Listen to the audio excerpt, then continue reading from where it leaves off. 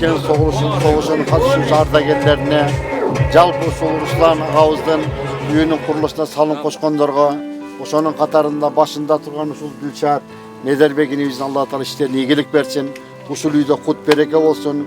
Руслан ушул жерде балалап, чакалап, ушул Катя энебизге да Алла иман хидаят берип, мамлекетибиз өнүккөн өскөн мамлекеттердин катарына кирсин. Алла. Бисмилlah. Ассаламу алейкум.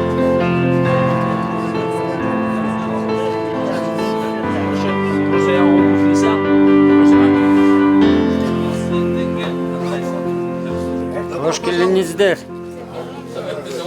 Ребята, приятно, берите.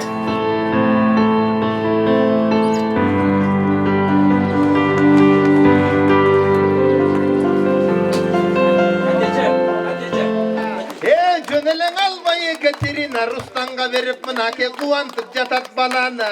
Андай болса жанапа, ордыңыздан келіңіз, микрофонды берелі, бір уғалың еміміз.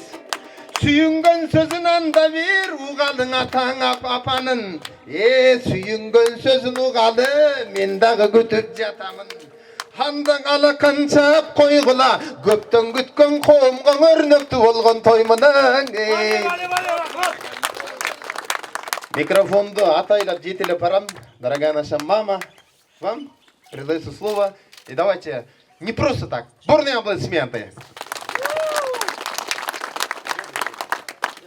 Вот всем, независимо от званий, положений, все это народ. Мыдер, Дильшат – это народ, кыргызстанцы. И всем воедино, я говорю, за этот дом огромное спасибо. Огромное спасибо. Очень такой добротный, красивый дом. Особенно красота блещет то, что сюда вложился весь народ, все кыргызстанцы. И не только в Киргизии, но и за рубежами, и россияне. В общем, всему народу, кто вложился и проявил вот внимание, большое спасибо. Очень большое. Наша мама сказала, что да, действительно красивый дом, но наш дом украшает это наша Екатерина мама. Бурные аплодисменты. Живите долго.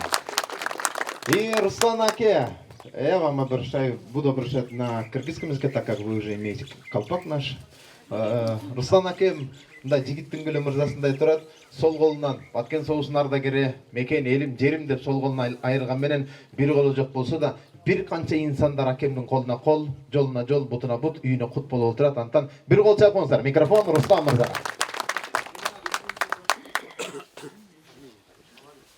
Ребята,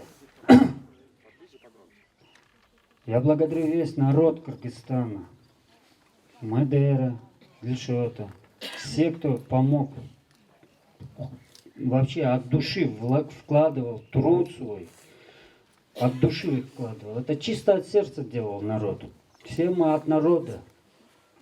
Даже президент, он тоже есть гражданин Кыргызстана, как и я. Я благодарю моему папу, которого с нами нету сейчас, Царство Небесное, маму мою Екатерину, что они родили меня, воспитывали. Ну и надо быть патриотом, воспитали. И папа меня особенно учил, он действительно с детства меня обучал, научал. Он сам родился в Карагульке, Кыргызстана нашего родного.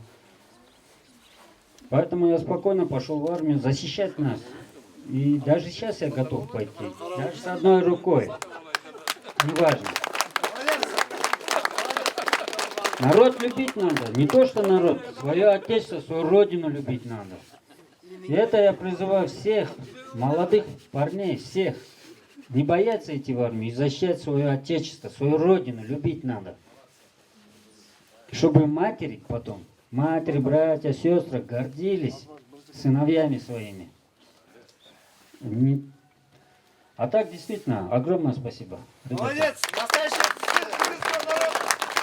Дух, который Руслан имеет, не каждый имеет, поэтому давайте бурные аплодисменты. Наш настоящий сын кыргызского народа.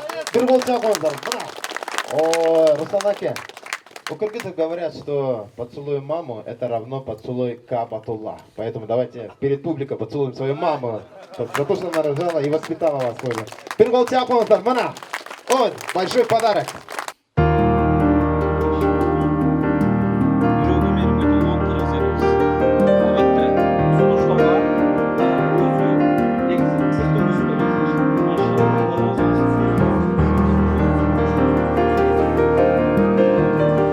Аманат Кайрымдуулук фонду тарабынан аткарылып жаткан кезектеги маарекебизге кош келиңиздер, жалпыңыздарга жакшылыкты жан дүйнөсүнө орнотуп алгандар, берешендик менен өздөрүнүн жан дүйнөсүн топ кармагандар, ар бир ишин садака менен баштамайынча жан дүйнөсү тынбагандар, жалпыңыздарды берген кол алган колдон жакшы деп ар дайым бериш үчүн, жардамга келиш үчүн, момунда элден батаң алыш үчүн башка жерде эмес, YouTube'да эмес, а балким момундай инсандардын жан дүйнөсүндө калыш үчүн жашаган жоомарт инсандар. Ассаламу алейкум, кош келиңиздер бүгүнкү байрамга.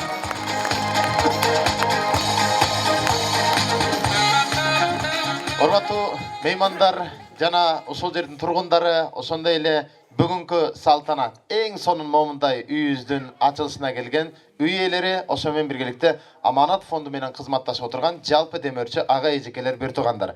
Бүгүнкү салтанаттуу иш-чарабыз Аманат фонду тарабынан буга чейин бир топ үйлөр салынып, дал ушундай коомдун аярлуу катмарына жардамга муктаж болгон үй бүлөлөрдүн барына жардам берип келатат. Ошол менен биргеликте бүгүн сиздер көрүп турган Моорекет Татанакай үйдүн ээси Руслан мырза Аманат фонду тарабынан 9-чу үйүбүз, мунун алдында дагы 10-чу үйүбүз жаңы жылдын бошоосунда Жалал Абадта 8дей үй бүлөгө бирдей тапшырылып, ошол менен биргеликте ал үй бүлөнүн астында ошол жерге ишканасы, чеберканасы менен бирге тапшырыла турган чоң бир салтанат маарекебиз турат. Андыктан 10-чуга чейин ой бөлбөй, 9-чу менен жан дүйнөнү топ кармап, Русландын үйү куттуу болсун деп бир кол чапыңыздар, кош келиңиздер.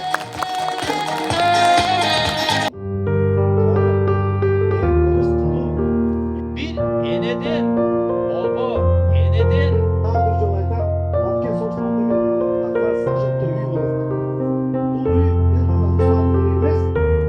Бұл Баткен соғышының ардагері Руслан, ушу Кыргызстандын жараны, биз ушу пандемия убагында Ош жеринде ушул муктаждарга, майыптарга көмөк көргөзүп жүргөн учурда ушул Баткен соғышынын ардагерлеринин катарынан бизде да ушундай майыптар, муктаждар бар эле, ушулардан да бир кабар алып кетсең жакшы болот эле дегенден кабар алып жүрүп, ушул Русландын оор жашоосун, оор тагдырын көрүп, бир жүрөк тилинип кеткен.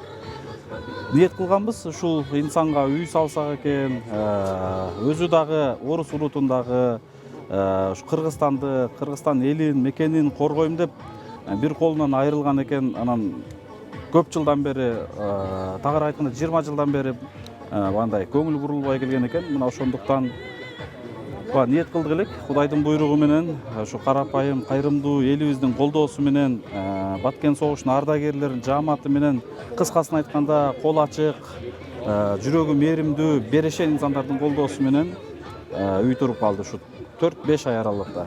Бизге негизи 2-3 жылдап кайрылып үй салып бер деген инсандар көп. Бирок баардыгы Кудайдын буйругу менен экен. Алла Тааланын насиби менен экен. Алла Таала өкүм чыгарганда кимге үй саласың, кимге үй бүтүрөсүң, Кудай буйруп коет экен, пешиниңе жазып коет экен. 3 жылда кайрылып жүргөн инсандарга эмес, бир эле келип кабар алып кеткен мына ушул Баткен согушунун ардагери Русланга моминтип Кудайдын буйругу менен үй туруп калды.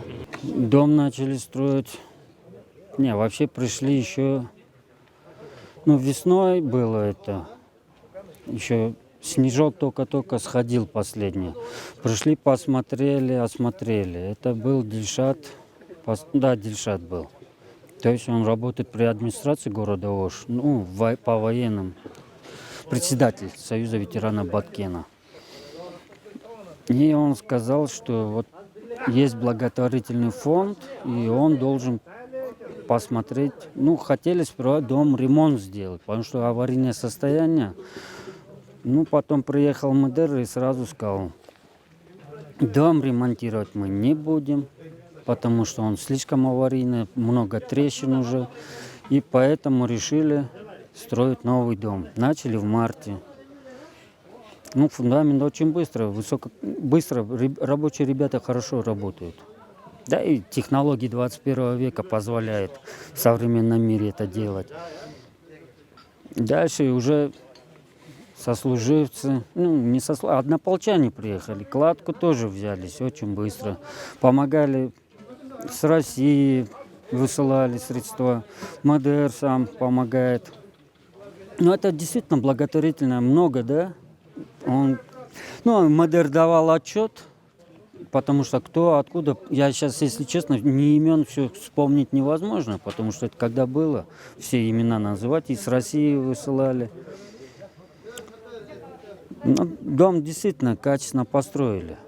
Сколько комнат, условия как? 3 комнаты, условия идеальные, герметичные.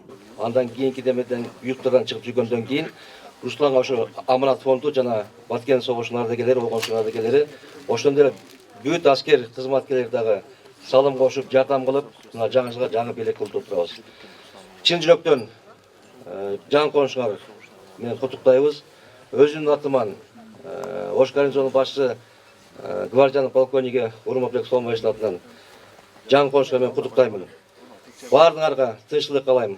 Жаңы жыл бизге жакшы илтер алып келсин. Ушул аманат фонду ушу менен токтоп калбастан дагы биздин ардагерлерге, биздин кыргыз элине жакшы белектерди тартуулап жүрүүбүзгө тилектешпиз.